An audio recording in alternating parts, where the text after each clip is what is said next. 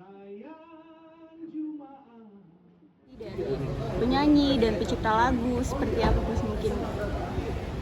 Tentunya ini menjadi concern kita bersama ya, dalam arti tentunya saya pribadi selain sebagai komisioner LMKN terkait dengan saya pribadi bahagia semuanya bisa akhirnya duduk dan memberikan input-inputnya dan concern-concernnya tadi di BKD gitu ya. Harapannya ini kan nanti akan dilanjutkan lagi dalam diskusi-diskusi yang dalam ruangan yang lebih kecil ya. Harapannya itu semua nanti bisa diakomodir gitu input-inputnya dan juga ini nantinya harapannya bisa semakin menguatkan bukan hanya undang-undang hak cipta aja gitu ya, revisinya nanti tapi juga menguatkan ekosistemnya gitu. Karena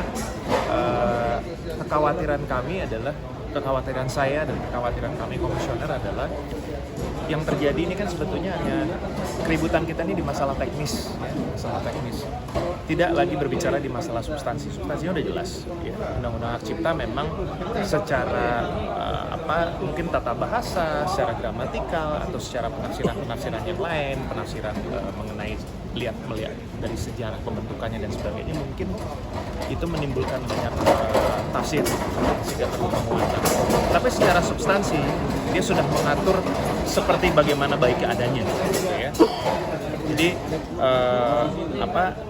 ada baiknya kita semua duduk untuk kemudian kita sama-sama paham bahwa ini masalah teknis ya, dan itu yang sedang kita upayakan. LMKN sekarang di kepengurusan sekarang kita udah punya legal standing baru dari Permenkum 27 tahun 2025 dan semuanya memang fokusnya adalah pada transformasi digital. Itu sudah mandatory, sudah sangat urgent, tingkat urgensinya tinggi sekali.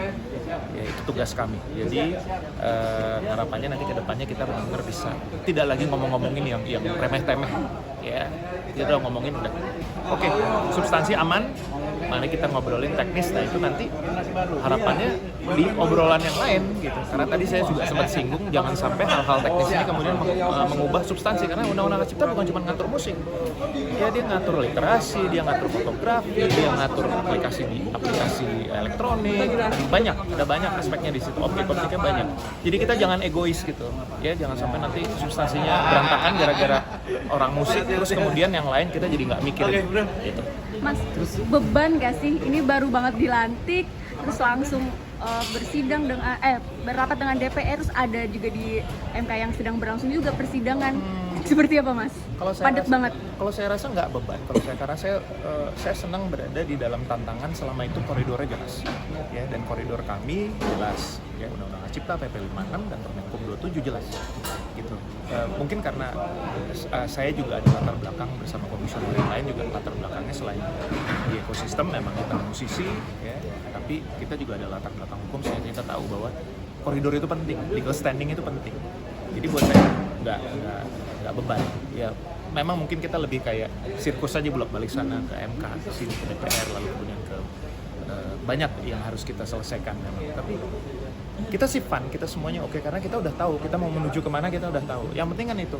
Yang susah adalah kalau kita bergerak, bekerja, tapi kita nggak tahu tujuannya mau apa, concernnya mau apa. Kita semua udah tahu tujuannya mau apa. Gitu. Ya. Soal secara teknis kan salah satunya juga transparansi, itu gimana tuh kalau? Ya transparansi tadi saya udah bilang bahwa Permenkum 27 ini pun mengharuskan, memastikan bahwa semuanya akan diselesaikan dengan transformasi digital. Semuanya. Ya, transformasi digital otomatis tujuannya untuk transparansi dan akuntabilitas. Oh. Ya? Tapi ini agenda kan setiap minggu, setiap Rabu Bang. Apanya? Rencananya begitu tadi, sudah dipastikan. Ya? Mas, mungkin terakhir tadi Mas Denny mengusulkan lembaga khusus untuk mengkolektif konser. Menurut saya nggak usah. Ngapain sih? Yang udah aja kita benerin. Kita nggak perlu. Masalahnya adalah parkiran yang tidak rapih. Ya, kita rapikan parkirannya. Kita nggak usah buka parkiran baru. Ya, buka parkiran baru akan bawa masalah baru dan tentunya budgeting baru. Apa? Udah yang udah ada. Mas, maaf nih Mas, tadi wakil Komisi 13 juga bilang kalau LMKN-nya bagus, masalahnya makin kecil. Lah memang iya. Udah jelas ngomong harus gimana? Memang iya. Iya. Mau jawaban apa dari saya? Lu kan vokal nih, vokal banget kayak gitu di sosmed. Nah, akan lebih vokal lagi sih untuk memperjuangkan hak-hak teman-teman. Gini, untuk menjadi vokal memperjuangkan itu sekarang ini buat saya pribadi bukan menjadi urgensi yang utama. Lebih baik saya menggunakan energi saya untuk mensosialisasikan atau mengedukasi ya teman-teman, karena orang-orang ekosistem kan bukan cuma mereka ini. Buat apa saya harus membuang-buang tenaga hanya untuk sekedar berargumen dengan mereka ini? Mereka udah punya pemahaman mereka sendiri, ya go ahead, silakan, agree to disagree, silakan. Kalau saya lebih punya concern bagaimana mensosialisasikan ini kepada orang-orang yang memang ingin tahu dan ingin belajar bagaimana caranya menjaga ekosistem ini supaya lebih baik. Ya, saya juga banyak membuka diskusi dan wawancara dengan mahasiswa-mahasiswa S1, S2, S3, dosen-dosen, ya online maupun offline. Jadi buat saya itu jauh lebih penting bagaimana caranya supaya ekosistem ini punya marwah gitu. Itu buat saya lebih penting. Vokal hanya sekedar untuk menjawab pertanyaan-pertanyaan di luar sana gitu. Such a waste of time. Ya, energinya lebih baik kita salurkan untuk hal yang baik. Ya. Terima kasih. Mengucapkan terima kasih dan apresiasi yang setinggi-tingginya kepada pimpinan DPR, pimpinan balik dan pimpinan Komisi 13 yang kemudian mengambil inisiatif terhadap perubahan undang-undang hak cipta. Kemudian pemerintah menyadari bahwa berbagai aspek yang membutuhkan pembaharuan dalam undang-undang hak cipta, dan inisiatif DPR atas RUU Hak Cipta akan mempercepat proses revisi undang-undang. Berbeda apabila revisi itu datang dari kita. Kalau datang dari pemerintah itu sampai ke DPR ada 8 kolom.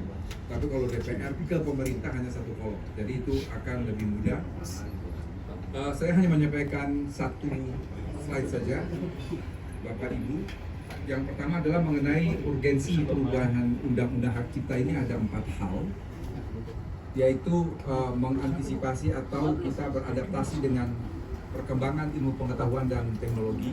Ini berkaitan dengan ketentuan artificial intelligence (AI). Undang-undang hak cipta Indonesia saat ini masih menitikberatkan pada pencipta manusia atau natural person dan penggunaan ciptaan sebagai data masukan penyediaan layanan. Kemudian pengaturan lebih lanjut pada pasal 10 terkait platform digital. Isu yang kedua yang juga harus menjadi perhatian adalah pengelolaan royalti di bidang musik, termasuk juga LMK dan LMKN.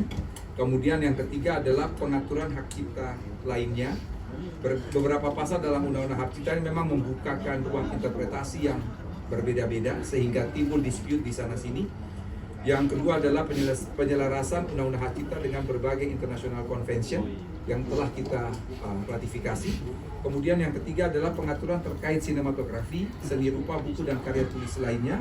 Dan yang terakhir adalah ketentuan freedom panorama. Dan yang terakhir adalah penyelesaian sengketa dan ketentuan pidana. Di sini kita menselaraskan dengan KUHP baru. Dan yang kedua adalah penyelesaian sengketa melalui jalur mediasi dan arbitrase. Demikian Pak.